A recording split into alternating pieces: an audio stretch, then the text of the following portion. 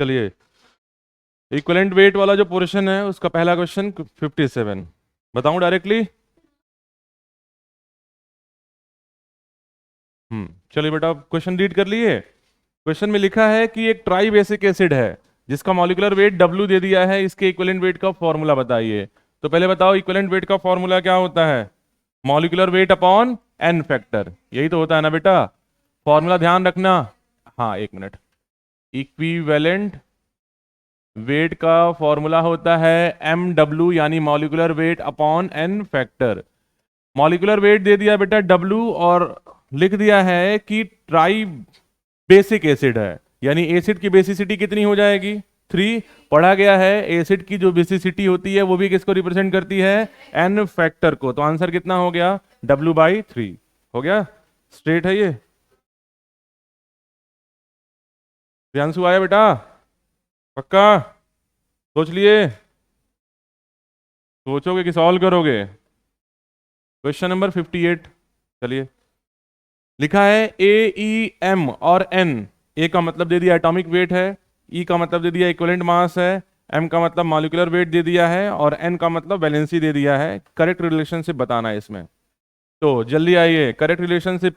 Equivalent weight का formula, हाँ, molecular weight upon N factor होता है ना बेटा। चलिए देखिए, कोई मिल रहा है ऐसा? अच्छा, एटॉमिक वेट भी ले सकते हैं। इक्विवेलेंट वेट, ये वाला टर्म मिल नहीं रहा है तो एक काम करिए। अच्छा, कंपाउंड होता है तो मॉलिक्यूलर वेट लेते हैं, याद है ना। और एटम होता है तो एटॉमिक वेट लेते हैं। ये एकदम क्लियर है ना ये चीज? ये समझ में आ रहा है ना? अच्छा, मान लो एकदम क्लियर है ना ये। हाँ बेटा, बोल अब बताओ, कोई रिलेशन मिल रहा है यहाँ पे? हम्म ए, पहले वाले में देखिए, A = E/N मिल गया। अगर यहाँ M होता तो भी सही होता ना। ये मॉलिक्यूलर वेट कर दे तो भी तो सही है। कोई डाउट किसी को? हम्म कंपाउंड के लिए बेटा मॉलिक्यूलर वेट लेते हैं, या मॉलिक्यूल के लिए, और एटम या एलिमेंट होता है तो एटॉमिक वेट लेते हैं, है ना। 4 दे दिया, बोला चारों में से करेक्ट ऑप्शन कौन सा है? क्लियर है? खुशी आया जी? चलो, रुक जाओ। 59। सल्फर 2 क्लोराइड बना रहा है, इक्विवेलेंट मास दे दिया है एक का, इक्विवेलेंट वेट बताइए दूसरे वाले का।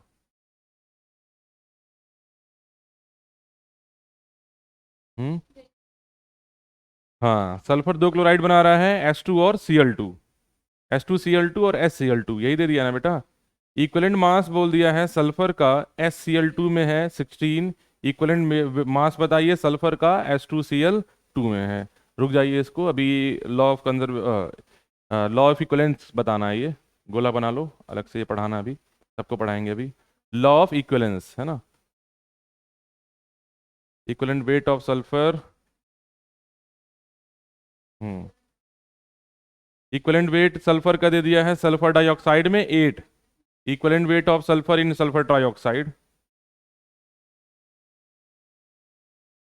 ये भी रुक जाओ, डायरेक्टली हो जाएगा। Law of equivalence, chemical equivalence से गोला बना लो।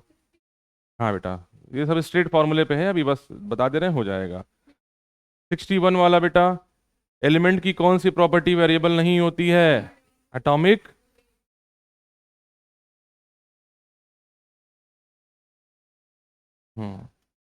1 ग्राम equivalent of substance is present in. चलिए, अगले क्वेश्चन पे आइए। यहां पे है क्वेश्चन नंबर 62। सॉल्व करिए। 1 ग्राम इक्विवेलेंट, यानी ग्राम इक्विवेलेंट की वैल्यू कितनी दे दी है यहाँ पे? 1 दे दी है। तो बोला है कि 1 ग्राम इक्विवेलेंट किस में प्रेजेंट है ना। क्वेश्चन नंबर 62 यही बोल दिया है। ग्राम इक्विवेलेंट की वैल्यू लाइए 1। कौन से ऑप्शन में ग्राम इक्विवेलेंट की वैल्यू 1 आ रही है? एकदम क्लियर है ये। चलो जल्दी जल्दी से फॉर्मूला बताओ तो। नॉर्मेलिटी का फॉर्मूला बेसिक क्या होता है? ग्राम इक्विवेलेंट अपॉन वॉल्यूम होता है ना ये। तो ग्राम इक्विवेलेंट निकालेंगे तो क्या होगा?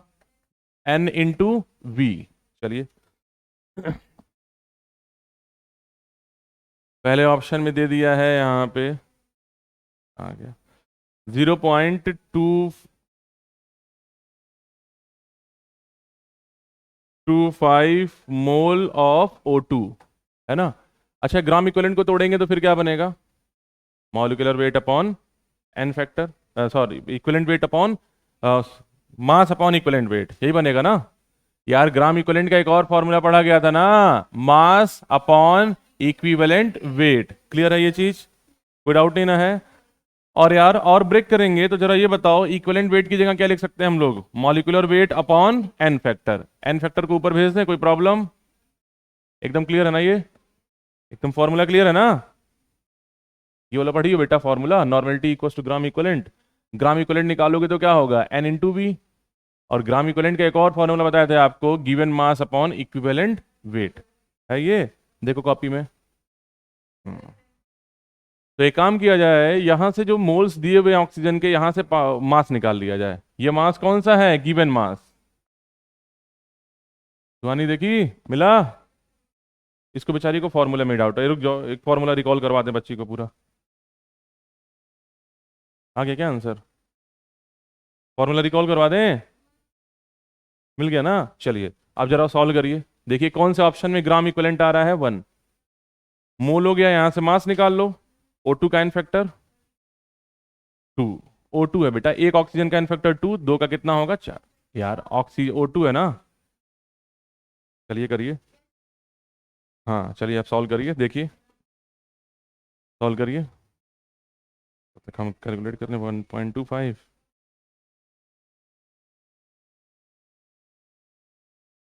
हाँ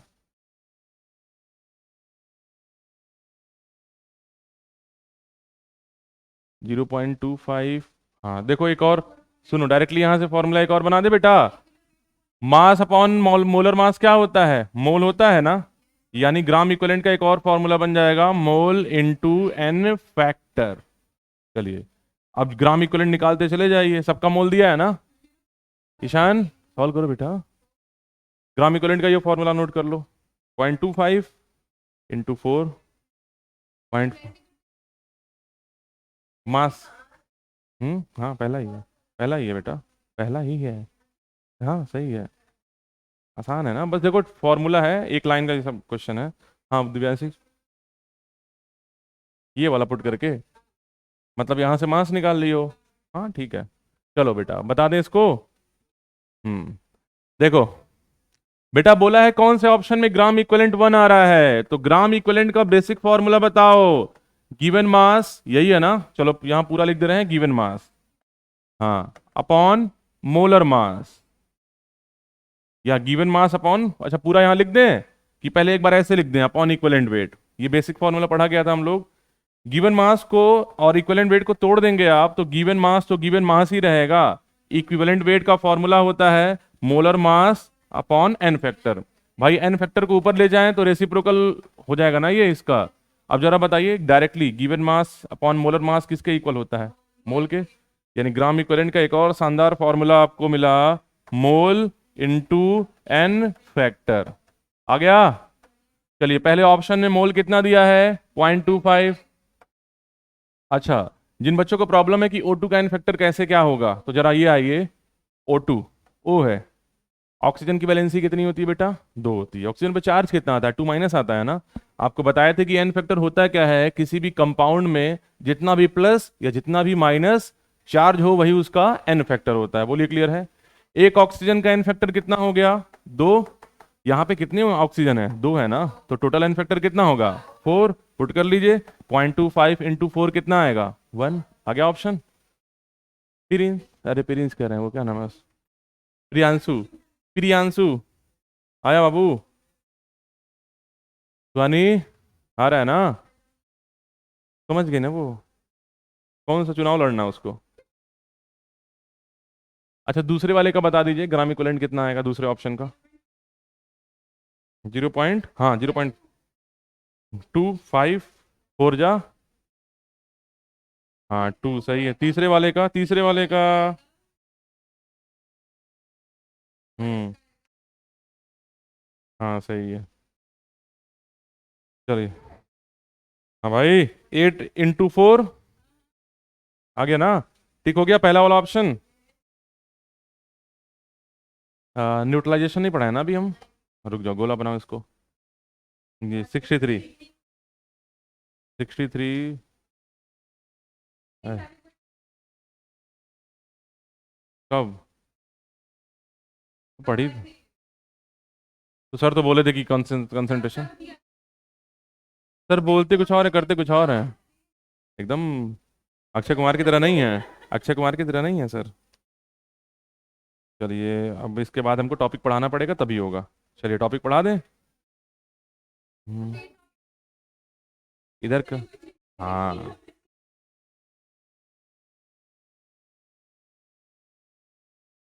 लड़ जाओ, इम्पोर्ट लो खोपड़ी अपना।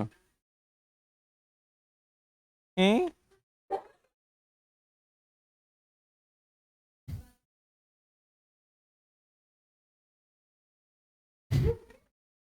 चलो।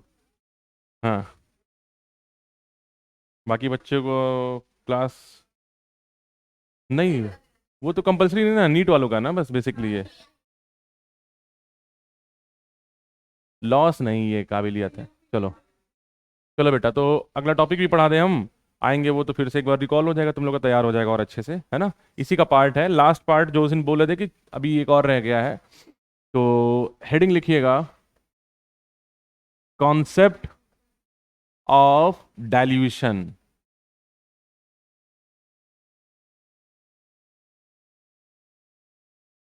इसीलिए परेशान थी ये कि क्वेश्चन नहीं लग रहा है सलोनी। हाँ, तो अभी पढ़ी नहीं, अब देखोगी।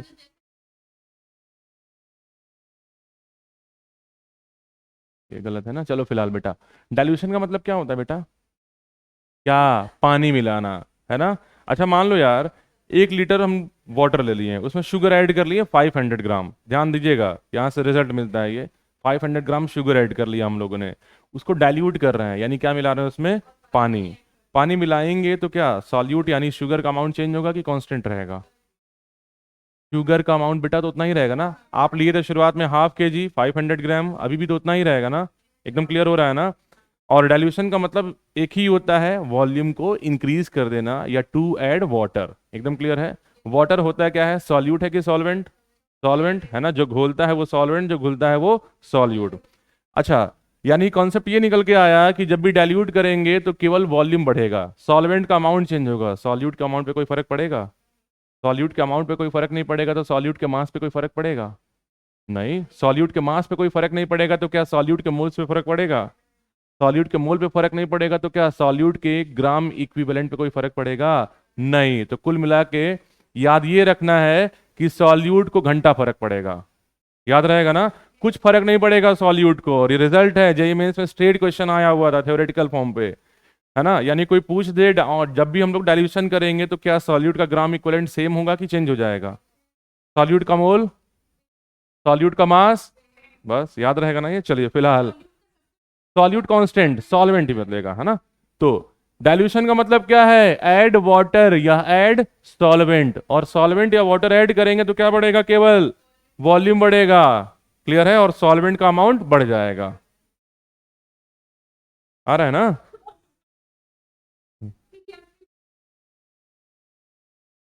पहले से चल रहा है। चलो। चलिए बेटा, तो लिखिए, dilution means, dilution means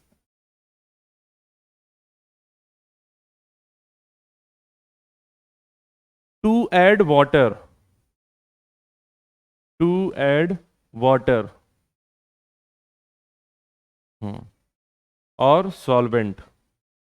water और सॉल्वेंट, देखिए होता ना बेटा, वाटर और सॉल्वेंट, है ना। और सॉल्यूट के अमाउंट पे डाइल्यूशन में कोई फर्क नहीं। ऐसे लिखोगे? हाँ, तो अगला पॉइंट करके लिख लो, स्टार बना के लिख लो। हाँ? नहीं, स्टार बना के लिख लो। In dilution, in dilution there is no change, there is no change in the amount of solute,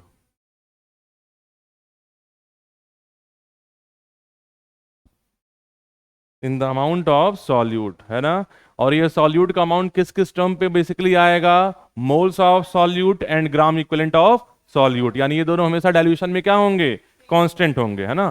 तो ब्रैकेट में लिख लीजिएगा, that is moles of solute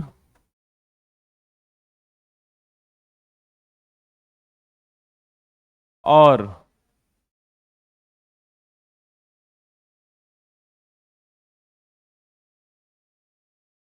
gram equivalent of solute.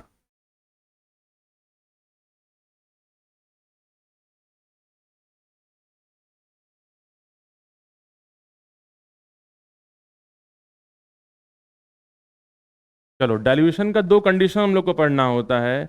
एक तो मोलरिटी के टर्म पे, molarity, in term of molarity.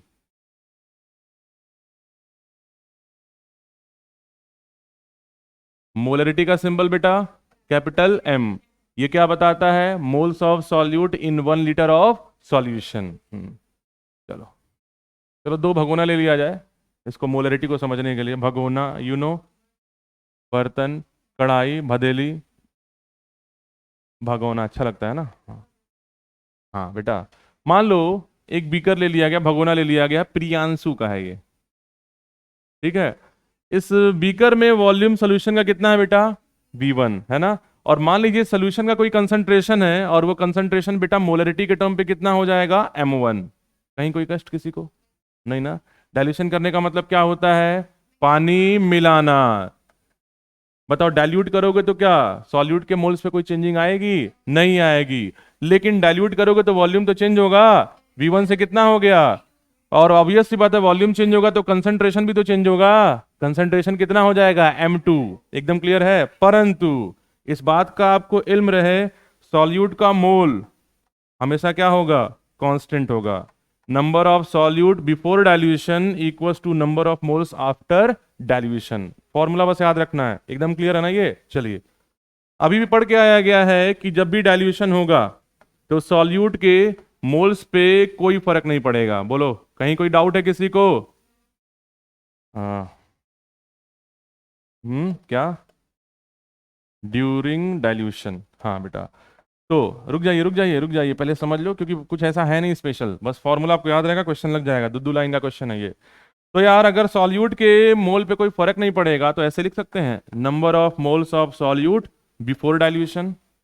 लिखा जा सकता है number of moles of solute after dilution. बोलो, कर सकते हैं हम लोग? After dilution. अरे यार, नंबर ऑफ मोल को तोड़ना है मोलरिटी के टर्म पे, तो किसी जमाने में फॉर्मूला पढ़ा गया था, molarity equals to N by V. N की वैल्यू क्या आएगी? M. M into V. एकदम क्लियर है। बिफोर डाइल्यूशन का टर्म क्या लिए हैं? 1। आफ्टर डाइल्यूशन का मतलब 2। तो यार इसको क्या लिख सकते हैं? M1 V1 equals to M2 V2। बस ये याद रखना। हाँ, दोनों तो इक्वल ही होगा। बस फॉर्मूला लगा लोगे, आंसर आ गया, है ना। क्वेश्चन में क्या देता है? मान लो बोल दिया कि शुरुआत में सोल्यूशन का मोलरिटी 2 है, वॉल्यूम इतना है, बाद में वॉल्यूम बढ़ा के 1 लीटर कर दिया जा रहा है, बताइए मोलरिटी कितना है? सॉल्व नहीं हो जाएगा। एकदम क्लियर है ना फॉर्मूला? नोट कर लो, आया बेटा। और डाइल्यूशन में सॉल्यूट का मोल, सॉल्यूट का gram equivalent remains constant. Formula केवल याद रखिएगा, M1 V1 equals to M2 V2।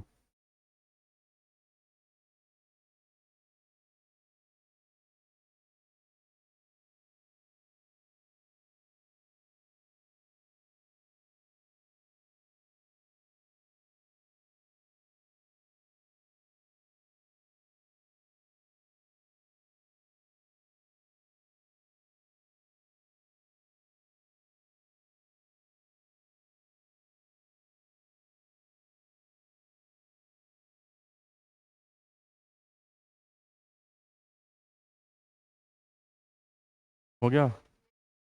चले, नहीं वो समझाने के लिए है, अगर तुमको कंफ्यूजन है तो बना लो, नहीं तो कोई दिक्कत है ही नहीं, ऐसा कोई तो डाउट होगा नहीं। हाँ चलो, अगर ये आ गया तो क्यों नहीं, आपको नॉर्मेलिटी के टर्म पे भी तो आ ही जाएगा। नॉर्मेलिटी में क्या कर दें? Gram equivalent of solute before dilution equals to gram equivalent of solute after dilution.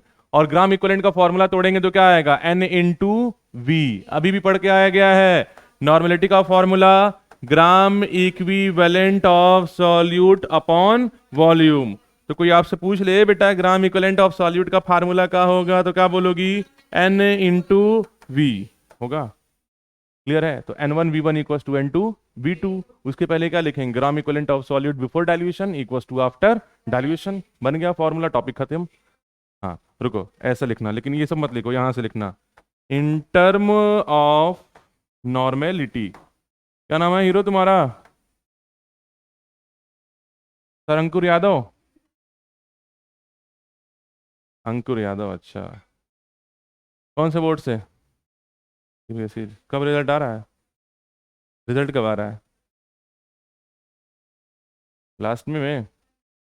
हाँ, चलो। In term of normality. अच्छा, जिस लड़की का रिजल्ट आया वो पता नहीं कौन सा एक स्टेथोस्कोप आया ना, आता है कोई 10,000 के आसपास। जब पढ़ा रहे तभी बोली थी कि सर अगर मैं नीट निकाल ली तो मेरे भोकाल ने बोल दिए भाव में कि तुमको पता नहीं हरमन या कोई ऐसा आता है स्टेथोस्कोप, 10 या 12,000 का आता है वो। हम भी कह दिए जो सबसे महंगा स्टेथोस्कोप होगा वो दे देंगे। कल तुरंत उसी लिए फ़ोन की, मेरे इसको स्टेथोस्कोप तैयार रखिएगा। अब खुशी ये है कि वो सिलेक्ट हो गए, लेकिन दुख ये है कि मेरा पैसा जाएगा। चलिए। नहीं, कार तो बेटा मांगेगा तो भी नहीं देंगे ना।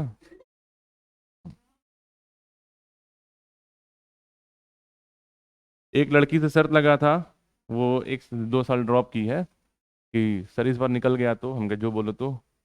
कह रही है ठीक है, मेरे साथ डांस करना पड़ेगा। हम कहा ठीक है, भांगड़ा बुक कर देंगे, तुम्हारे साथ वहीं कोचिंग पे डांस करेंगे। तो लिख सकते हैं ना बेटा, gram equivalent of solute before dilution.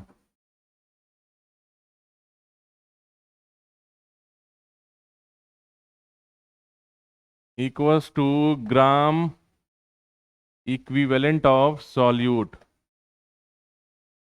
After dilution. तुम लोग भी पढ़ो बड़ी यहाँ से, क्या पता उतना पैसा मेरे पास आ जाए तो कार के लिए बोल दें तुम लोगों को। और क्या, कम से कम वो वाली कार तो दे ही सकते ना जो ऐसे आवाज करेगा, ही। हाँ। हाँ, बाइक चाहिए तुमको बेटा? ठीक है, मैं बाइक दे दूंगा तुमको, चाबी भर के चलाना। N1 V1 = N2 V2। हाँ हाँ, इलेक्ट्रिक करेंगे कि तुम जैसे सॉकेट में लगाओ तो करंट तुमको मारे।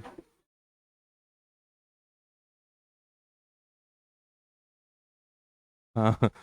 ये क्या है? N1 V1 का मतलब बिफोर डाइल्यूशन, याद है ना ये?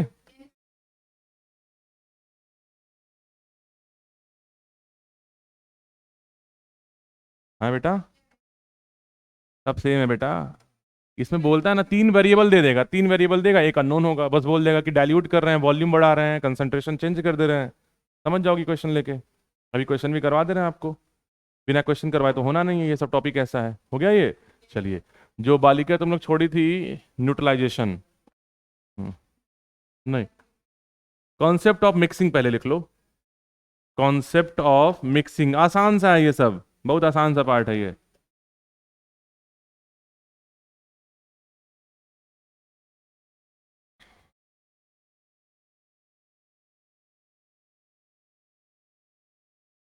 Mixing mixing. प्रियांशु, एक तुम्हारा भगोना, एक ईशान का भगोना, और एक अंकुर का भगोना, सर अंकुर का भगोना। ठीक है? बोलो क्लियर है? तीनों में एकदम भरा हुआ है सोल्यूशन, एकदम भरा भर, पूरा दबा के भरा है सोल्यूशन। बोलो क्लियर है? हाँ प्रियांशु, तुम्हारे वाले सोल्यूशन का वॉल्यूम कितना माना जाए? V1, और इसका मोलरिटी कितना मान लिया जाए? M1। एकदम क्लियर है? हाँ, M1 कैपिटल M है ना बेटा। ईशान के V2 मान लिया जाए और कंसंट्रेशन M2। और सर अंकुर का जो सोल्यूशन है उनका V3 और मोलरिटी कितना हो गया बेटा? M3। कोई डाउट? अच्छा जरा बताइए, M1 × V1 = number of moles, अभी पढ़ा गया ना? मोलरिटी = N/V, हो जाएगा ना? यानी ये क्या हो जाएगा? N1 number of moles of solute, ये इस वाले कंटेनर का number of mole of solute, इस वाले कंटेनर का number of mole of solute. लिखिएगा नहीं, पहले समझिए। इससे होली की कहानी है। 3 अलग अलग बाल्टी में आप लोग कलर डिजोल्व करके लाएं और एक बड़े से ड्रम में डाल रहे हैं, है ना? सपोज करिए इसमें 100 ml सोल्यूशन है, खुद बताइएगा, फॉर्मूला बन जाएगा। इसमें 200 ml सोल्यूशन है, इसमें 300 ml सोल्यूशन है, टोटल वॉल्यूम कितना हो गया? 3 2 5 और 1 600। तुम्हारे वाले में 100 ml है, इनके वाले में 200 है, इनके वाले में 300 है, टोटल सोल्यूशन का वॉल्यूम 600। यानी इन तीनों को मिलाएंगे तो वॉल्यूम क्या होगा? वॉल्यूम ऐड हो जाएगा, है ना? तीनों को मिलाए तो वॉल्यूम ऐड हो जाएगा। वी लिख दें इसको कि वी टोटल लिख दें? हाँ हाँ, अभी रुक जाओ, अभी चेंज भी कर देंगे। बोलो एकदम क्लियर है बेटा? आपको पता है कि वॉल्यूम तो ऐड हो जाएगा लेकिन मोल्स मोल्स ऐड नहीं होगा, क्योंकि हो सकता है सॉल्यूट अलग अलग हो यहाँ पे, है ना। तो मोल ऐड नहीं होगा, तो बस इसको कर दे रहे हैं एन टोटल। ठीक, वॉल्यूम ऐड होगा लेकिन मोल नहीं ऐड होगा, और वी टोटल की वैल्यू कितनी आनी है, V1 plus V2 plus V3। अरे ये तो जनरल कॉन्सेप्ट है जो घर पे हम लोग यूज ही करते हैं, एकदम क्लियर है ये। अच्छा, तो बस मिक्सिंग का मतलब होता है क्या है, क्वेश्चन आता है कि एक सोल्यूशन है जिसकी मोलरिटी M1V1 है, दूसरे सोल्यूशन है जिसकी मोलरिटी M2V2 है, दोनों को मिक्स कर दिया जा रहा है, तो बताइए मिक्सचर का मोलरिटी कितना हो जाएगा। मोलरिटी पहले वाले सॉल्यूशन का मोलरिटी M1 वॉल्यूम V1, दूसरे वाले का M2 वॉल्यूम V2, दोनों को मिक्स कर दिया जा रहा है, तो मिक्सचर का मोलरिटी बता दीजिए। हाँ, बस तो फॉर्मूला क्या होगा, M1V1 प्लस M2V2, और मान लो 3 सॉल्यूशन होगा तो क्या लिख देंगे, 4 हो जाएगा, तो हाँ इक्वल्स टू MB होगा। M का मतलब मोलरिटी ऑफ सॉल्यूशन, V का मतलब टोटल वॉल्यूम होगा, और V क्या होगा, V की वैल्यू किसके इक्वल आएगी बेटा, V1 plus V2 plus V3, हो जाएगा ना ये। हाँ, कुछ भी दे सकता है बेटा, कोई एक ही वेरिएबल आपको निकालने को बोलेगा। जैसे तुम ये बोलना चाह रही हो ना कि M1 दिया हो, V1 दिया हो, M2 ना दिया हो, V2 दे दिया हो, है ना, MB दे दिया हो, तो भी तो निकल जाएगा M2। फॉर्मूला पुट करोगी, फॉर्मूला जब भी यूज होता है तो एक अननोन वेरिएबल के लिए होता है, कुछ भी वैल्यू पुट करो निकल जाएगा। फॉर्मूला क्लियर है ना पूरा कॉन्सेप्ट।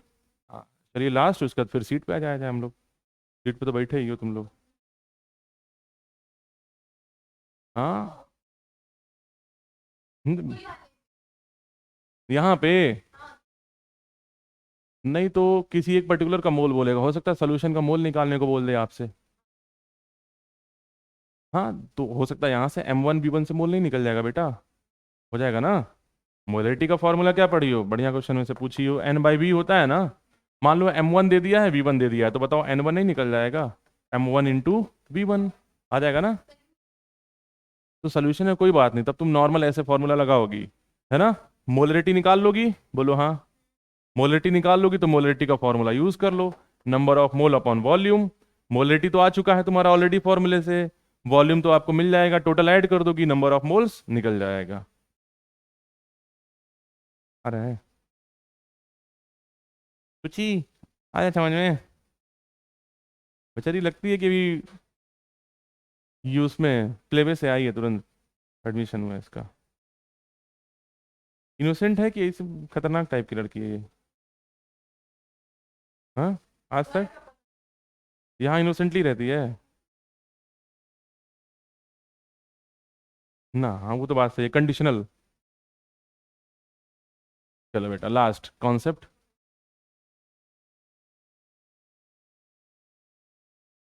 Concept of neutralization. बस हाँ।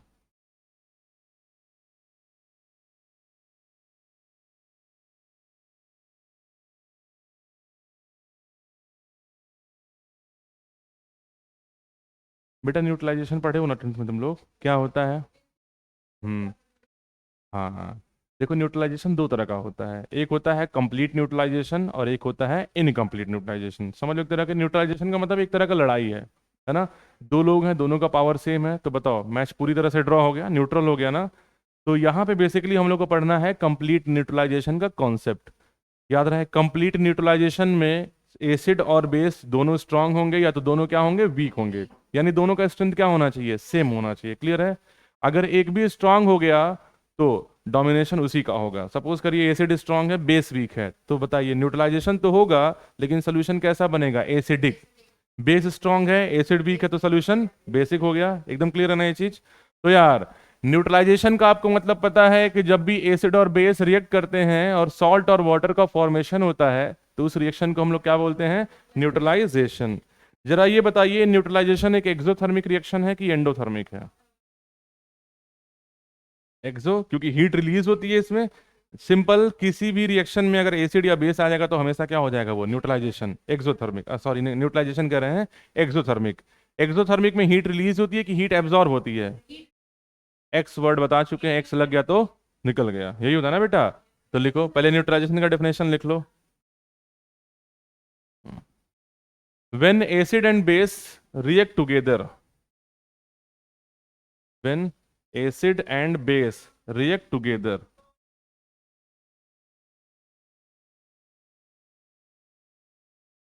acid and base react together to form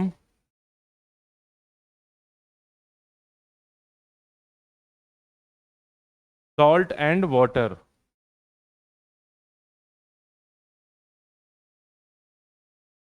to form salt and water. Process is said to be neutralization.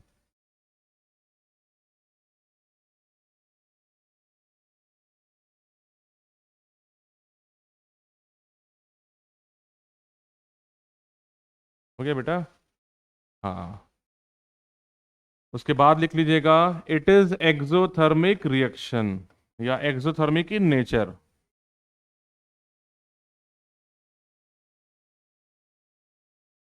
Exothermic in nature यानी इसमें हीट रिलीज होती है।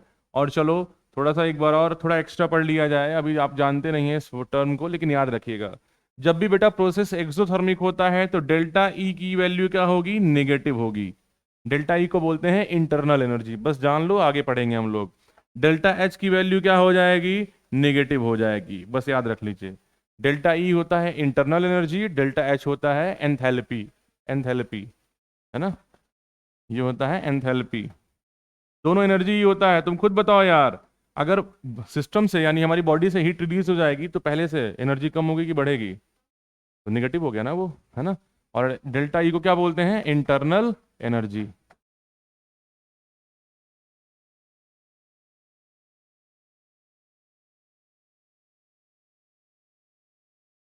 चलिए उसके बाद अगला पॉइंट लिखिएगा, फॉर कंप्लीट न्यूट्रलाइजेशन,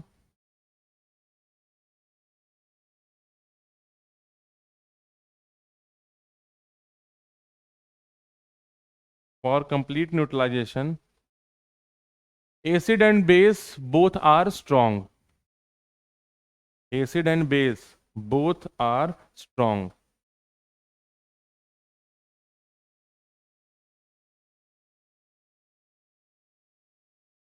हो गया बेटा? हम्म। अच्छा, दोनों स्ट्रांग होंगे तो दोनों का क्या सेम होगा? याद रखिएगा, यहां से एक टर्म याद रखिएगा जो आगे आपको इक्विलिब्रियम में बहुत इंपॉर्टेंट बनेगा, ग्राम इक्विवेलेंट। याद रहेगा, दोनों के क्या सेम होने चाहिए? स्ट्रांग का मतलब ग्राम इक्विवेलेंट। तो कह सकते हैं ना, gram equivalent of acid is equal to gram equivalent of base. एकदम क्लियर है ना बेटा? हाँ, तो दैट इज करके लिखिए और यहां से फॉर्मूला बन गया ये, that is gram equivalent of acid equals to gram equivalent of base. एकदम खोपड़ी में सेट कर लो। दोनों स्ट्रांग तो दोनों का ग्राम इक्विवेलेंट या मिली इक्विवेलेंट क्या होगा? सेम होगा। ग्राम इक्विवेलेंट में वॉल्यूम आपको पता लीटर में लेंगे, मिली इक्विवेलेंट में वॉल्यूम किस में ले लेंगे? मिलीलीटर में ले लेंगे। चलो ब्रेक करो, ग्राम इक्विवेलेंट को तोड़ोगे तो फॉर्मूला क्या बनेगा? एन वी, यही बनेगा। यहां भी तोड़ोगे तो क्या आएगा? N V. एसिड है तो ए लिख दे रहे हैं, बेस है तो बी लिख दे रहे हैं, वही है N1 B1 equal to N2 B2। Same आ गया। ए का मतलब एसिड, बी का मतलब base.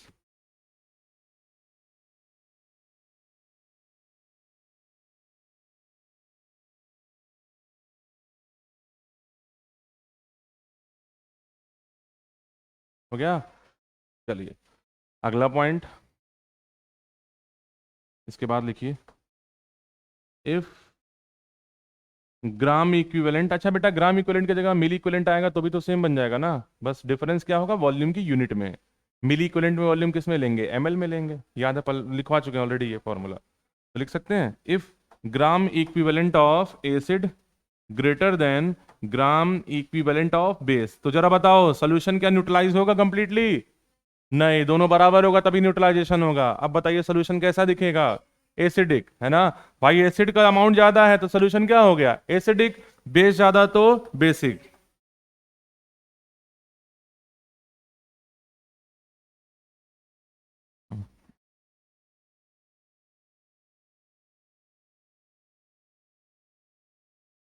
if gram equivalent of base greater than gram equivalent of acid.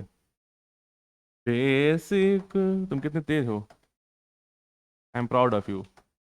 हैं, धीमा हो, सीलो हो तुम। हमारे मैथ्स वाले सर कैसे बोलते हैं, ए तू देख रहा है ना कैसे बोलते हैं मैथ्स वाले सर, वीरेंद्र सर। हाँ। समझ रहा है ना।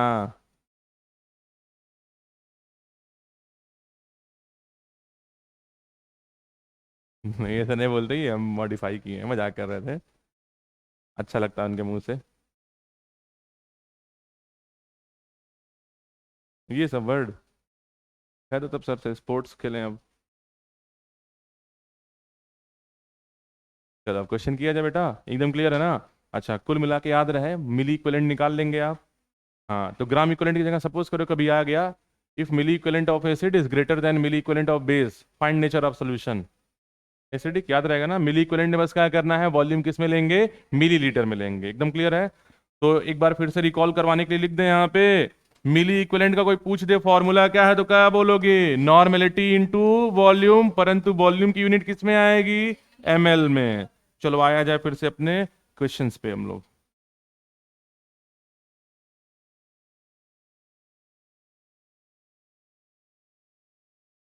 मिली क्यू वही मिली इक्विवेलेंट है शॉर्ट में, है ना। कौन मिली, अच्छा अच्छा। अरे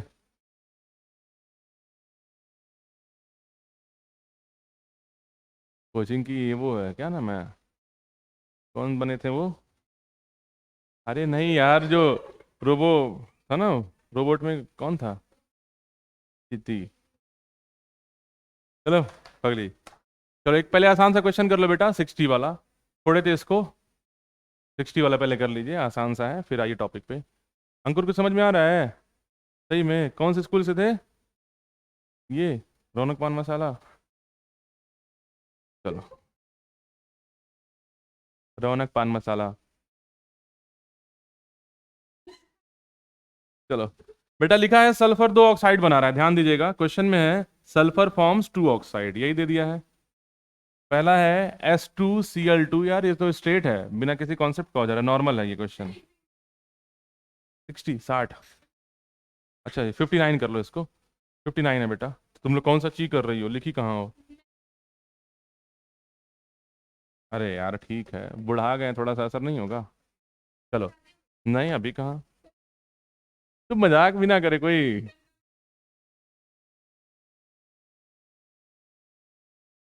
चलो कल, चलो। हाँ बेटा, ये बताइए, हम्म लिख दिया है कि SCl2 में सल्फर का इक्विवेलेंट मास दे दिया है 16, क्लियर है ये, SCl2 में, इसमें इस वाले कंपाउंड में आइए, इक्विवेलेंट मास ऑफ सल्फर दे दिया है 16। तो जरा बताइए H2Cl2 में सल्फर का वो एन फैक्टर कितना होगा, H2Cl2 में सल्फर का एन फैक्टर। और कोई बच्चा, कि बस एक ही बच्ची बताएगी, टू होगा, सबको सबको क्लियर है। क्लोरीन का एन फैक्टर होता है या वैलेंसी होती है 1, दो क्लोरीन है तो 2 हो गया, तो सल्फर पे भी कितना आ गया, 2, एकदम क्लियर है ना भाई, या तो पॉजिटिव या तो नेगेटिव। तो एन फैक्टर यहाँ पे 2 हो गया, जरा बताइए यहाँ का एन फैक्टर, ध्यान से देखो। यहाँ पे 1 होगा, देखो। देखी, सिंप्लीफाई करोगे तो कितना आएगा ये 1, रीजन पता है ना, 2 से 2 कट गया, आएगा SCl। हाँ इसका 2 आएगा, ये हो गया बेटा एन फैक्टर इसका 2। कोई डाउट, एकदम कोई डाउट नहीं ना, एकदम मस्त होके चलो सॉल्व किया जाए। हाँ, बोला है बेटा सल्फर का इक्विवेलेंट वेट S2Cl2 में, नीचे वाले की कोई जरूरत ही नहीं है। सो इक्विवेलेंट वेट ऑफ सल्फर, ध्यान दीजिएगा सल्फर का बोला है, कंपाउंड में नहीं बोला है, केवल सल्फर का बोला है। इक्विवेलेंट वेट ऑफ सल्फर, ऊपर वाले कंपाउंड का बोला है ना S2Cl2। हाँ, equivalent weight of sulphur in S2Cl2, तो फॉर्मूला क्या होगा, molecular weight, molecular weight of upon N factor. किसका मॉलिक्यूलर वेट लेंगे? केवल सल्फर का, केवल सल्फर का बोला है। तो यार डायरेक्टली मॉलिक्यूलर वेट की जगह एटॉमिक वेट लिख दें, कोई दिक्कत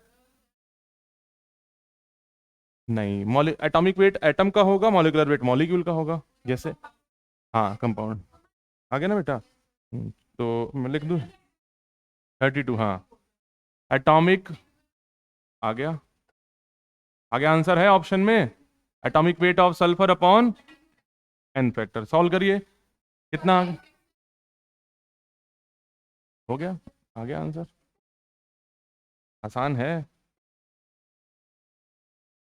ये सेम क्वेश्चन है। पता नहीं क्या लोग सोच रहे हैं हम इसीलिए कुछ बोल रहे हैं, चुपचाप अपना पढ़ा रहे हैं। हम लोग तो नीट वालों को एडवांस का भी क्वेश्चन करवा देते हैं। नीट का मतलब ये थोड़ी ना कि एकदम हलवा टाइप क्वेश्चन आता है। नहीं हलवा है नहीं बेटा वो। कौन बोला है?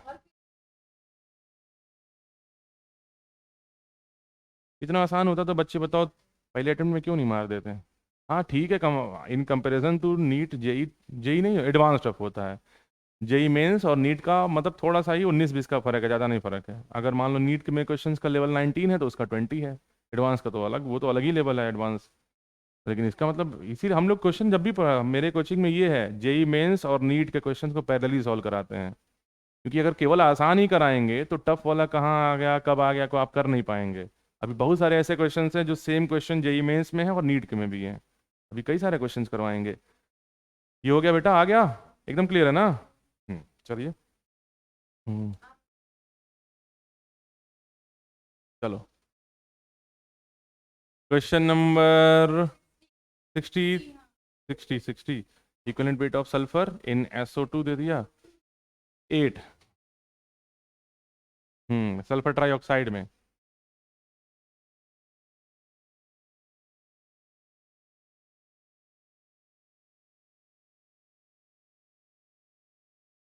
रुको रुको, इसको कॉन्सेप्ट से लगाएंगे, एक मिनट एक मिनट एक मिनट।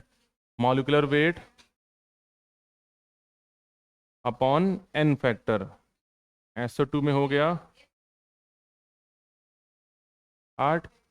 इसमें एक मिनट, क्या निकालना है इसमें? इक्विवेलेंट वेट निकालना है सल्फर का ना। तो ग्राम इक्विवेलेंट सेम है, equivalent weight upon N factor. SO3 में, SO3 में हो जाएगा 6। एक मिनट रुक जाओ। 32 × 6/4, 8 के टर्म पे लाना है। 4 8 जा 20। हाँ हो तो गया, ऑप्शन 3। चलो ये 8 इंटू आ नहीं रहा है, 8 × 2 × 3 कितना होगा? 8 6 जा 48, 8 6 जा 48 है ना? ये कॉन्सेप्ट बता दें, चलो ये भी। रुक जाओ रुक जाओ, नोट नहीं करो, कॉन्सेप्ट बता दे रहे हैं पहले ये। इसका फॉर्मूला अलग है, देखिए। तो लिखिए, लॉ ऑफ केमिकल इक्विवेलेंस।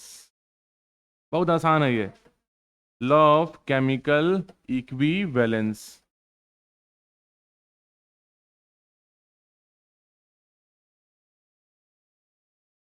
देखो, इसी लॉ ऑफ केमिकल इक्विवेलेंस को बेटा जब 12th में तुम लोग आओगे तो एक चैप्टर है इलेक्ट्रोकेमिस्ट्री, भौकाली चैप्टर, एक नंबर का मस्त चैप्टर है वो। तो सेम जो यहाँ पढ़ रहे हो उस वहाँ पे उसका नाम बदल देगा, है ना? तो ब्रैकेट में बस लिख लो कि तुमको याद रहे वहाँ पे। और second law of electrolysis,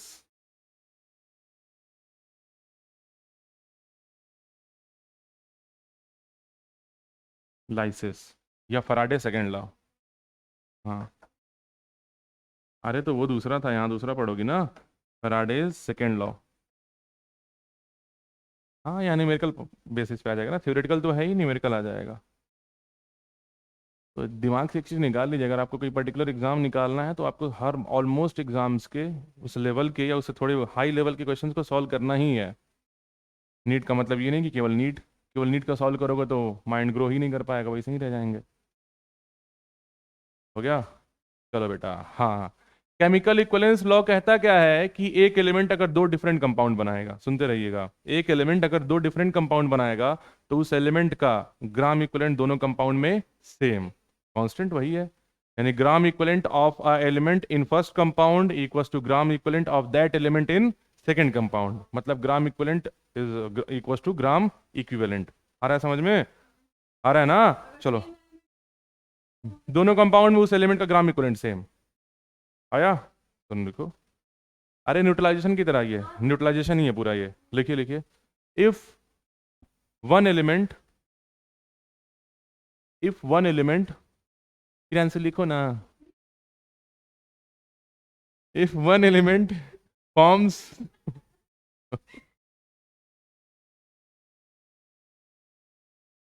two or more compounds, if one element forms two or more compounds,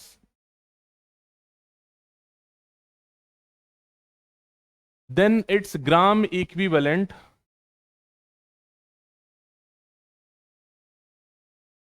then its gram equivalent is the same, is the same, then its gram equivalent is same in both compounds.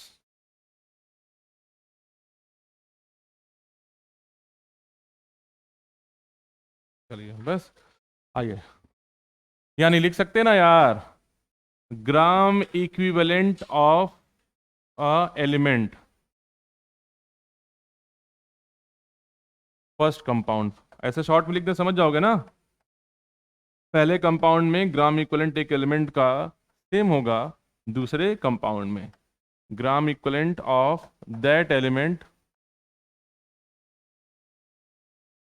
In second compound.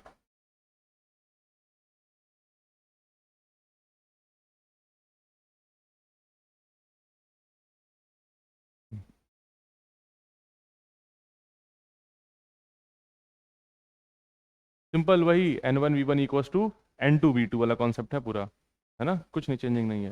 चलो बेटा अब आइए question पे। हाँ अच्छा, एक element है, दो कंपाउंड बना रहा है सल्फर, एक बार SO2 दूसरी बार SO3। चलिए आइए क्वेश्चंस पे आते हैं, बताते हैं आपको। हाँ तो पहला लिख सकते हैं इसमें, देखो लिखा है ना कि सल्फर दो कंपाउंड बना रहा है, SO2 और SO3। थ्योरेटिकली लिख सकते हैं ना, gram equivalent of sulphur in SO2, बोलो लिखा जा सकता है बेटा, equals to gram equivalent of sulphur in SO3। बोलो हाँ या ना, सेम है ना फॉर्मूला। चलिए आइए, ग्राम इक्विवेलेंट का formula molecular n factor, gram equivalent mass upon equivalent weight, यही होता है ना। ग्राम इक्विवेलेंट का formula molecular weight upon N factor, यही। हाँ हाँ चलो तो यहाँ लिख दें, अरे ग्राम इक्विवेलेंट है ना यार, ग्राम इक्विवेलेंट का, ये फिर डिस्टर्ब किया हमको, बहुत इरिटेट करता है ये बोर्ड। ग्राम इक्विवेलेंट का फॉर्मूला क्या होता है, मास अपॉन इक्विवेलेंट वेट। नहीं तो तोड़ोगे तो फिर क्या आएगा, इक्विवेलेंट वेट का फॉर्मूला होता है, ये मास गिवन होता है, given mass upon equivalent weight. अब इक्विवेलेंट वेट को तोड़ोगे तब आता है molecular weight upon N factor, N factor ऊपर लेके चलेगा। हम्म हाँ ई है इक्विवेलेंट वेट। हाँ हाँ रुको, तुम लोग कंफ्यूज हो, सुनो सुनो सुनो, ग्राम इक्विवेलेंट का फॉर्मूला क्या होता है ये बताओ हमें, given mass upon equivalent wait. Copy खोलो देखो, जल्दी देखो जल्दी देखो जल्दी देखो, देखा, देखो तब नहीं आया बेटा समझ में यार। ग्राम इक्विवेलेंट का फॉर्मूला लिखा गया था मास अपॉन इक्विवेलेंट मास, और ये मास कौन सा होता है, गिवन मास। और इक्विवेलेंट वेट का formula molecular mass upon N factor. बताइए दोनों सेम है कि अलग अलग है, बहुते अलग है, दूर दूर तक कोई नाता ही नहीं है इनका, सास और बहू की तरह। क्लियर है ना ये, तुम नहीं समझ पाओगे। क्लियर है बेटी, पक्का, आगे बढ़े, आगे बढ़े। चलिए तो फॉर्मूला लगाइए, ग्राम इक्विवेलेंट का फॉर्मूला मास ऑफ सल्फर लिख सकते हैं upon equivalent mass of sulphur, हो जाएगा। पहले कंपाउंड में है SO2 में, यहां पे आओगी तो mass of sulphur upon equivalent mass of sulphur होगा। शॉर्ट में लिख रहे हैं, एकदम क्लियर है। सल्फर का मास सेम हट जाएगा। आइए इक्विवेलेंट मास पे आइए, क्या बचेगा, equivalent weight of sulphur upon equivalent weight of sulphur. ये सल्फर किस में है, SO2 में है, ये सल्फर किस में है, SO3 में है। बोलो कोई डाउट है तो डायरेक्ट। क्या चीज ये सल्फर का है बेटा? सल्फर का एटॉमिक वेट कितना होता है? 32 है ना। सल्फर लिखे। कौन सा? Equivalent weight? क्या सल्फर है? यही वाला ना। तो दोनों का एटॉमिक वेट सेम है तो कट नहीं जाएगा। इधर देखो दिव्यांशी, यही बोल रही हो कटा क्यों? हाँ। अच्छा बेटा बचेगा क्या? Equivalent weight of sulphur equals to equivalent weight of sulphur. दोनों का रेसिप्रोकल कर देंगे तो फिर क्या आ जाएगा? Equivalent weight of sulphur in SO2 equals to equivalent weight of sulphur in SO3। बताओ ये समझ में आ रहा है? बस फॉर्मूला ओपन कर दो, आंसर आ गया। इक्विवेलेंट वेट का फॉर्मूला क्या होता है? Molecular weight upon N factor. अच्छा एक मिनट एक minute. Equivalent weight of sulphur दे दिया है SO2 में 8, यानी इसकी जगह डायरेक्टली क्या लिख दें? 8। हो गया ये। देखो क्वेश्चन में लिखा है ना equivalent of sulphur in SO2 equals to 8, और निकालना है आपको equivalent weight of sulphur in SO3। निकालिए equivalent weight of sulphur in SO3। ये क्या हो रहा है? हाँ हाँ। अभी तो एक minute. Molecular wait sulphur dioxide का कितना होगा? 64। एक मिनट रुक जाओ। 64/8 यहाँ पे रख दें SO3 का। तो 16 2 जा 32, 16 3 जा 48, 48 और 32 50 और 30 80, 80/8। ये क्या हो रहा है? तो आया था इक्विवेलेंट वेट ऑफ सल्फर 64 और इक्विवेलेंट वेट दे दिया है SO2 का 8। ठीक है, इसका इक्विवेलेंट वेट निकालना है तो एन फैक्टर तो यूज़ होना ही है।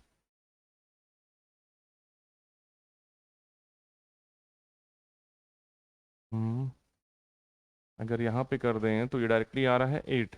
8 वाला कोई ऑप्शन नहीं है ना। 8 8 8 8 8 3/2 एन फैक्टर तो यूज़ होना है। नहीं नहीं क्वेश्चन नहीं गलत, अभी लगाए तो थे। ये हो गया सल्फर था यहाँ पे, यहाँ रखे थे मॉलिक्यूलर मास और एन फैक्टर 6 था। डायरेक्ट मॉलिक्यूलर वेट पे आ रहा है 8 6 48। रुको देख रहे हैं इसको, है ना, रुक जाओ इसको। इतना ही रहना, 2 ही लाइन बस बच गया, उसी में करना है ये। चलिए तब तक ये करिए 63, क्वेश्चन नंबर 63। हाँ हाँ रुक जाओ उतना छोड़ दो ना, एक लाइन बस बता रहे हैं तुमको। ठीक। ठीक है, ये करिए क्वेश्चन नंबर 63 तब तक। देखिए ये करिए, वो बता रहे हैं। लिखा है 0.45 ग्राम एसिड है, उसको न्यूट्रलाइज किया जा रहा है 20 ml नॉर्मल सोल्यूशन से। तो एसिड की बेसिसिटी बताइए। यानी बेसिसिटी का मतलब क्या है? ये एन एन फैक्टर। एसिड का basicity also known as n factor. अब बेटा लिखा है एसिड और बेस न्यूट्रलाइज हो रहा है, साफ लिख दिया है एग्जैक्टली न्यूट्रलाइज हो रहा है, यानी कंप्लीट न्यूट्रलाइजेशन है। दोनों का ग्राम इक्विवेलेंट क्या आएगा? सेम आएगा। तो लिख सकते हैं NaVa इक्वल्स टू NbVb होगा। हम्म हाँ देखो बेटा यहाँ पे एसिड का दे दिया 40.4 gram of acid exactly neutralise by normal solution, basicity of acid निकालना है। चलिए तो नॉर्मेलिटी को तोड़िए। नॉर्मेलिटी का फॉर्मूला, क्योंकि एसिड का नॉर्मेलिटी दिया है क्या कहीं? क्वेश्चन में क्या क्या दिया है? एसिड का मास दिया है। मास गिवन मास दिया है एसिड का, यही दिया है ना, 0.45 ग्राम। और एसिड का मॉलिक्यूलर वेट दे दिया है, हाँ MW ऑफ मॉलिक्यूलर वेट दे दिया है बेटा 90। और कुछ तो नहीं दिया है। नॉर्मेलिटी दे दिया है बेस का दिया है ना। NaOH क्या होता है? बेस। एसिड पता है ना, एसिड वो केमिकल कंपाउंड होते हैं जो H+ आयन रिलीज करते हैं, बेस वो होते हैं जो OH- रिलीज करते हैं, शायद पढ़े हम लोग ये। तो नॉर्मेलिटी ऑफ बेस दे दिया है और वॉल्यूम ऑफ बेस दे दिया है बेटा कितना? 20 ml। बोलो हो जाएगा? चलिए आइए 1 मिनट सॉल्व किया जाए। तो प्रॉब्लम ये एसिड का नॉर्मेलिटी दिया ही नहीं है, सबसे बड़ी प्रॉब्लम ये है। एसिड का मास दे दिया है, एसिड का मोलर मास दे दिया है, एसिड का बेसिसिटी निकालना है, यानी एसिड का एन फैक्टर निकालना है, यही तो करना है, एन फैक्टर ऑफ एसिड निकालना है। चलिए ब्रेक किया जाए फॉर्मूले को। इस फॉर्मूले को तोड़ सकते हैं नॉर्मेलिटी को। नॉर्मलिटी को तोड़ेंगे तो मास ऑफ एसिड बोलो होगा upon equivalent mass of acid, equivalent weight of acid. बोलो ये फॉर्मूला याद है? नॉर्मलिटी का याद करो, फाइनल फॉर्मूला क्या होता है? Mass of solute upon equivalent weight of solute into volume of solution. देखो कॉपी खोलो, मिला। और अगर ml में होता है तो ऊपर 1000 का मल्टीप्लाई। एकदम क्लियर है ना बेटा? तो बस नॉर्मलिटी का फॉर्मूला वही ओपन कर दिए हैं, mass of acid equivalent weight of acid into volume of acid. हो गया, ये कोई डाउट नहीं ना इसमें? और वहां पे वॉल्यूम ml में है तो इसको भी ml में रख के क्या कर दें, 1000 से मल्टीप्लाई करते हैं। बोलो एकदम क्लियर है? आ रहा है ये? कोई डाउट है? हाँ। और भाई यहाँ पे रह क्या गया है, VA वॉल्यूम ऑफ एसिड, यही तो है। कोई डाउट? अभी देखो VA से VA कट गया। बेस का नॉर्मलिटी कितना दे दिया है, 0.5। वॉल्यूम ऑफ बेस कितना दे दिया है, 20 ml, यही तो है 20 ml। चलिए तो 20 ml दे दिया है। एक काम करिए, 20 ml को लीटर में कन्वर्ट कर लीजिए, कितना आएगा, 1000। क्यों क्यों 1000 से डिवाइड किए हैं, इसको भी तो 1000 से डिवाइड किए थे। एकदम क्लियर है? सॉल्व कर लो बेटा। VA से VA कैंसिल, कट करिए, 25 जा 100, 50 हो गया ये। एकदम समझ में आ रहा है ना ये? और सॉल्व करिए इसको, डेसिमल हटा लो, आसान हो जाएगा। डेसिमल हटाए तो 500, 5 1 जा और ये 5 1 जा 100 हो गया ये। चलिए यहाँ पे एसिड का मास कितना दिया है, 0.45। मास ऑफ एसिड कितना दे दिया बेटा, 0.45। और यार इक्विवेलेंट वेट को तोड़ेंगे तो क्या मिलेगा हम लोग को? इक्विवेलेंट वेट का फॉर्मूला क्या होता है, molecular weight upon N factor. इसको ऐसे लिख सकते हैं, equivalent weight of acid upon N factor. बोलो हो सकता है? और ऊपर रह गया है 1000। चलिए इधर क्या रह गया है, केवल 1/100। कोई डाउट किसी को? अब तो बस वैल्यू पुट करना है, निकालना है तुमको एन फैक्टर। निकल जाएगा क्या बेटा, एन फैक्टर?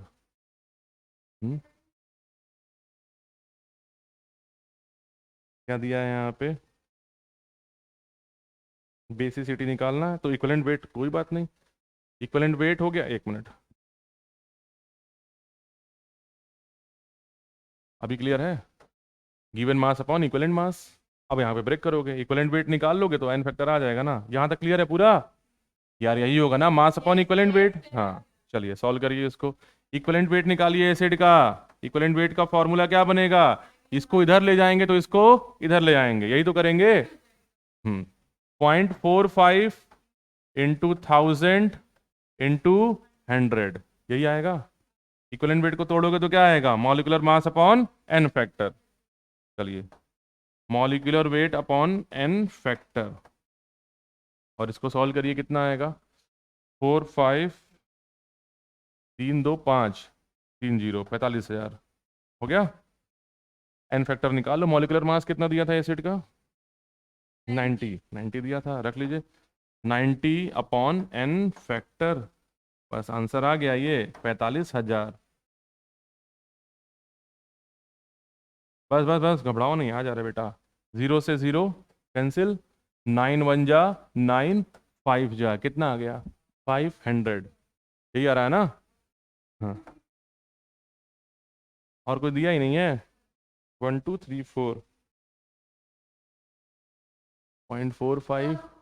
ना ना रुक जाओ रुक जाओ रुक जाओ रुक जाओ, देखो यहाँ तक किया गया है। Mass of acid 0.45, equivalent weight ये से ये कट गया, वॉल्यूम ऑफ एसिड से वॉल्यूम ऑफ एसिड कर गया।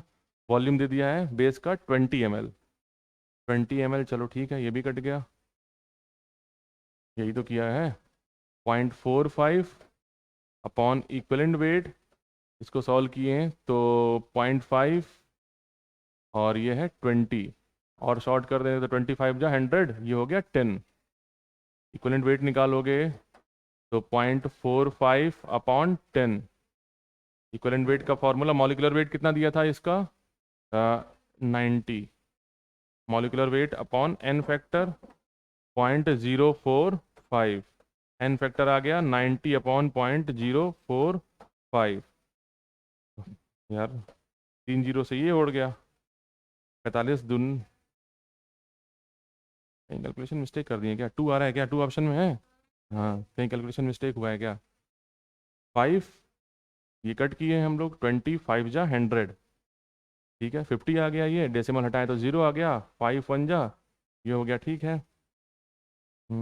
इसको इधर ला दिए तो 0.45, ये हो गया मॉलिकुलर वेट 90। यहाँ गलती हुआ है, देखो गलती यहाँ हुआ है, 1 मिनट रुक जाओ, यहाँ शायद कैलकुलेशन मिस्टेक हुआ है। मॉलिकुलर वेट था 90 था ना, एन फैक्टर निकालना है 45,000। चलिए 0 से 0 कैंसिल, 9 1 जा 9 5 जा, फिर ये आ गया 1/500। एन फैक्टर अगर निकालें तो क्या होगा, 1/500 हो तो क्या, हम्म, हाँ इतना ही आया था, हम लोग इसी पे सोच रहे थे, आंसर आ गया 1/500 आएगा ना ये। अब इसको सॉल्व करो, कितना आएगा 1/500 को डिवाइड करो 0.2, कितना आएगा ये, यही आ रहा है ना 1/500, 0. अरे यार देखो डेसिमल लगाओगे तो क्या होगा, यहाँ पे 10 आएगा, ये यही है ना 1/500। डेसिमल लगाओ, कितना हो गया 10, एक जीरो और बढ़ाओ तो कितना हो गया 100, एक जीरो और बढ़ाओगे तो कितना होगा 1000, 500 2 जा 0.002, एन फैक्टर कितना आया इसका 0.002, लेकिन वॉल्यूम किस में लिया गया हम लोग, लीटर में। ये होगा एन फैक्टर कितना आया, ये एन फैक्टर इक्वल्स टू 0.002, ये कब होगा, जब वॉल्यूम किस में लिया गया हम लोग, लीटर में। एमएल में लोगे तो कितने से मल्टीप्लाई करोगे, 1000 से, इंटू 1000 इन मिलीलीटर, कितना आ गया ये 2 आया, देख लो एन फैक्टर हो गया 2। बड़ा क्वेश्चन है ये, किसको नहीं आया, को बता दे रहे हैं, नोट करो पहले। हाँ क्या, वो सॉल्व किया है बेटा, वो सॉल्व किया है, वही तो किया है, मिली मोल निकाल के पुट किया है, वो सॉल्व नहीं किया है। तुम उसको सॉल्व करो, मिली मोल निकालो वहां से, रुको फिर से बता दें ये। चलिए देखिए, यही था ना formula, NaVA equals to NbVb, यही था। चलो चलिए, नॉर्मेलिटी ऑफ एसिड पता है आपको, नहीं पता है ना, नॉर्मेलिटी को तोड़ेंगे तो क्या आएगा, mass of acid equivalent weight of acid into volume of acid, और वॉल्यूम ऑफ एसिड ऊपर भी है ना। बेस का नॉर्मेलिटी कितना दिया है 0.5, वॉल्यूम वॉल्यूम कितना दे दिया बेटा 20, ये दे दिया ना बेटा। सिंप्लीफाई करिए, VA से VA कैंसिल हो गया ये पूरा, अभी फिर आ जाएगा वही, घूम फिर के वही आएगा, बात एक ही, वहाँ 1000 से करोगी, यहाँ पे फिर वही आ जाएगा। ये क्लियर है ना, ये क्लियर है ना यार, नॉर्मेलिटी का फॉर्मूला तो यही होता है ना। तो VA से VA कट गया, मास ऑफ एसिड कितना दे दिया है 0.45 ग्राम, और बस इक्विवेलेंट वेट ऑफ एसिड पता ही नहीं है, इसको तोड़ेंगे तो क्या आएगा, molecular weight upon N factor, N factor ऊपर जाएगा, और ये कितना हो गया, ये हो गया 10, हो गया ना ये, यहाँ तक देखो, ये क्लियर है। चलिए मॉलिक्यूलर वेट कितना दिया है बेटा, मॉलिक्यूलर वेट कितना दिया 90 दिया है, इनटू एन फैक्टर, बताओ ये वाला स्टेप समझ में आया है, ये वाला गिवन मास है ना बेटा एसिड का, देखो दिया है 0.45 ग्राम, और ये मॉलिक्यूलर वेट कितना दिया है एसिड का 90, ये पता है ना कि रेसिप्रोकल होके एन फैक्टर कहाँ चला जाएगा, ऊपर। सिंप्लीफाई कर लीजिए अब, चलिए डिवाइड करिए, डेसिमल हटा लो यहाँ से, डेसिमल हटाओगी क्या आएगा यहाँ पे 100 आएगा, होगा 45 पंजा 45 2 जा, होगा। एन फैक्टर निकालिए, कितना आया ये 10 यहाँ रह गया है, और 200 ये हो गया, कितना आ गया 2000, हो गया।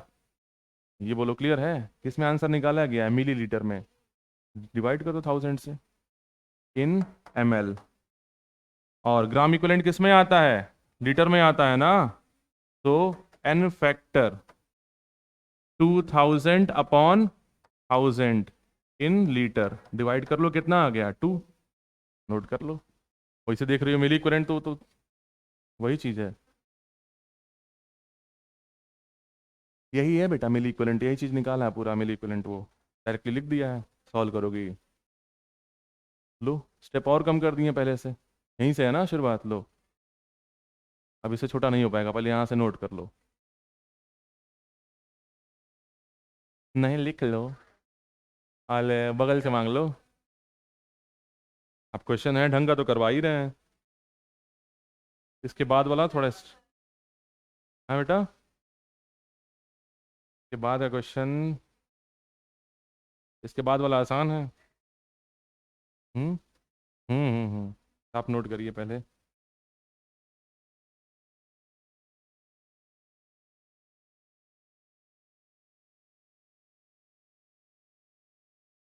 ये वेपर डेंसिटी डेंसिटी वाला लगा ली क्या तुम लोग? ये सब तो तुम लोग नहीं पढ़े हो अभी, तुम लोग नहीं पढ़े हो अभी।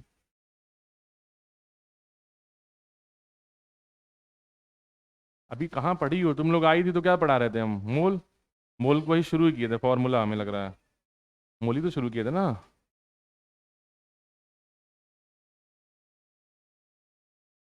फिर आ जाएगा, क्वेश्चन लगवाएंगे तो सब आ जाएगा। कल भी क्वेश्चन रहेगा, है ना?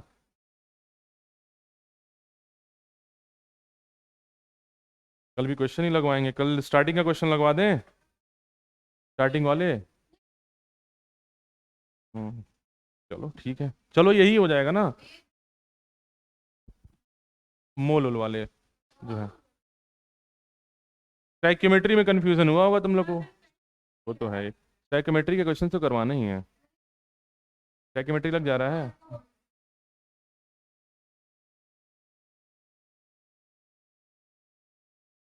तो वो तो आसान ही है, थ्योरी है ना। और एक तो छोटा छोटा ट्रिक बता दिए थे केमिकल कॉम्बिनेशन में कि दो एलिमेंट तीन एलिमेंट डायरेक्ट लग गया होगा। अरे तो पढ़ा देंगे, केमिकल कॉम्बिनेशन पीछे उनको भी पढ़ाना है, प्रियांशु को इधर इन लोगों को भी पढ़ाना है। तुम पढ़ी हो ना बेटी? हाँ, ये प्रीति ये पढ़ी है। चलिए, तो कुछ क्वेश्चन टिक कर लीजिए जो आप कर सकते हैं, इससे आसान है इसके बाद वाला। हम्म जैसे इसके बाद दे दिया है 64 वाला, क्वेश्चन नंबर 64। बोला है बेस का इक्विवेलेंट वेट निकालिए, निकल जाएगा। न्यूट्रलाइज वाला दे दिया है 65, 66, घर का ही दे रहे हैं, होमवर्क दे रहे हैं तुमको। 66, 64, 65, 66। हम्म हम्म बाकी कर पाओगे तो करो, तो करवाएंगे ही। और वेपर डेंसिटी तुम लोग लगा लियो।